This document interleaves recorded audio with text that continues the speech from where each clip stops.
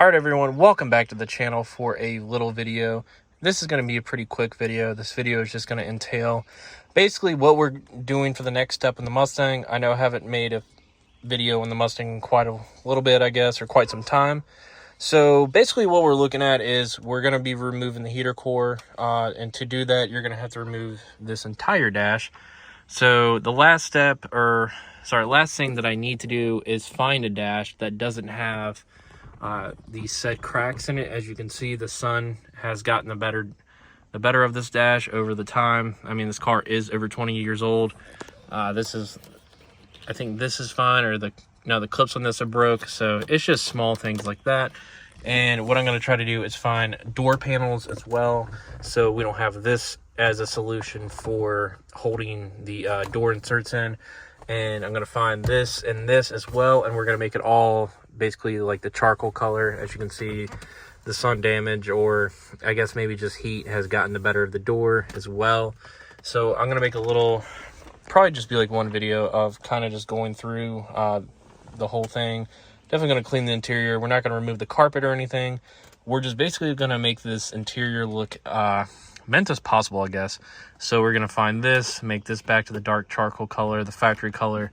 We're going to keep the Mach 1 cluster face gauge overlay. So that is just overlay, it's not the cluster gauge itself. I believe the Mach 1s have the white face gauges. This is just a regular GT that I had I think it's the 35th anniversary, or it also came in the Mach 1s. I'm also going to take these off. I might sell these. These are from Carbon Driven.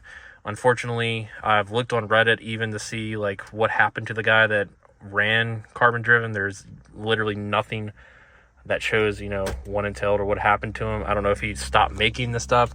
The stuff on his site has been out of stock for basically like 2 years. So I don't know what's going on. I hope the dude's all right, but I don't know. If anybody has, any knowledge on that, please comment below in the comment section. But stuff like this, that's, as you can see, it's old, it's cracked. This is the OEM one, painted like 10 years ago. This door has also, this stuff is just old. In the process, we're going to redo the tent, obviously. The headliner is fine, the seats are fine, the car is just a little dirty, obviously.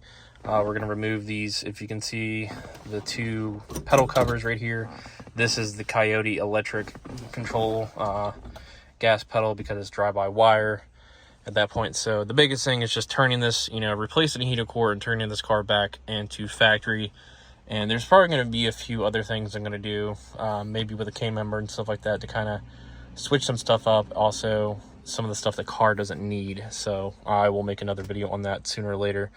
So, and the center console is pretty old. This was like a temporary fix, because I was not about to pay $400 or $500 for like I guess a nicer one would have been this color. As you can see, they're discolored a little bit. I've seen that also happens with the center console. So this car is dirty, unfortunately, but it has sat for a while as well since it's wintertime. But as you can see, the Mach 1 rear seats are good. The tent needs to be replaced, so that is one thing we're going to do. And I always get asked, what seats are these? These are the Brom racing seats, so those are staying. They're not going anywhere whatsoever. Shift knob and everything is all intact. The 5.0 little badge thing, and we have our track buttons. So we pretty much have everything we need. And just finding factory interior, like right here, as you can see, there's a window leak. That's why the water, so every time that I would take this car to get washed, water would just leak through here, I believe, and then come down here. Apparently that is a common problem. I've also replaced both weather strips with the OE ones, the OPR. But we're going to basically just, on the chopping block, as we're looking for an S550, I am doing that, and I'm looking for a silver one, a 2015 to 17. I prefer 16 or 17 instead of like a first year for the generation Gen 2, because it's just, how first years are for some cars. They have problems in the motors and stuff. But we also have a Gen 2 in this car, so zero problems, knock on wood. But this is where we're at. The steering wheel is from SVE LMR, so that is going to stay as well. So yeah, that's on the chopping block, and we're going to get to it. So I will make another follow-up video here shortly. Thanks for stopping by, and have a good one.